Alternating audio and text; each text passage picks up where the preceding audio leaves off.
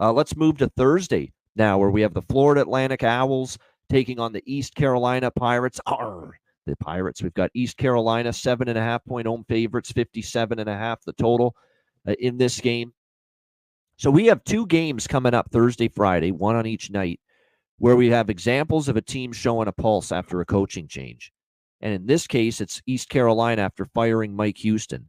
I wanted, after the Army loss, I wanted to see how they came out against Temple, and they put the boots to Temple. And look, Temple had been playing a little bit better, in recent games prior to the ECU game. And East Carolina, it's by far the best game offensively they've had all year. Caton Hauser's taken over as quarterback from Michigan State, the transfer. He's been solid, throwing the football. 5 touchdowns in that win.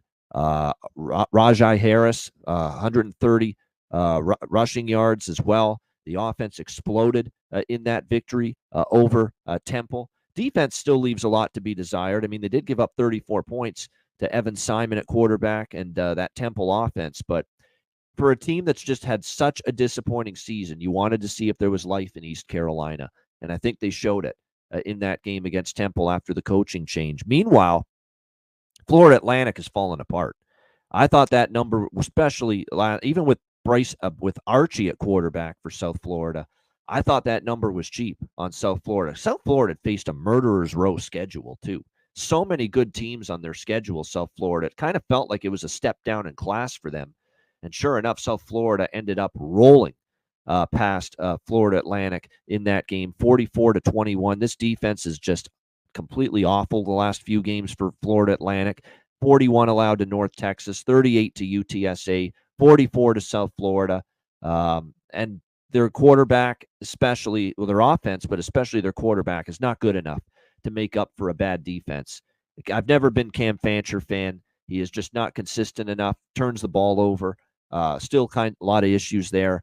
I think for East Carolina, I saw enough of life from them that I'm tempted to lay the points here with ECU at home. I mean, there's nothing to like right now but Florida Atlantic. Quarterback play is not good enough. The offense is not consistent enough, and the defense can't stop anybody right now. And the one thing we've seen from ECU is this offense get a shot in the arm with Caton Hauser at quarterback. So I like the favorite here. And I'll probably lay the points with ECU. I could only look over this total. I mean, ECU offensively is still better than they are defensively. And with Florida Atlantic defensively, they've crumbled in the last 3 games. And all 3 of those games have gone way over the total. So for me, it would be ECU in the over in this game. C-Mac, what do you think? Yeah, the move with Hauser's been good. He's still the turnovers there, but it hasn't been awful.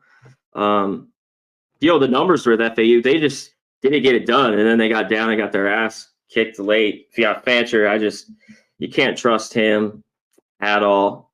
I'm with you because of what I've seen the last few weeks. I still don't love this East Carolina defense laying these points here, Bavano. So maybe this total gets over the number, but the win against UTSA and then the beatdown of Temple, this is a game for them. Another one where they could win here, get to 5-4.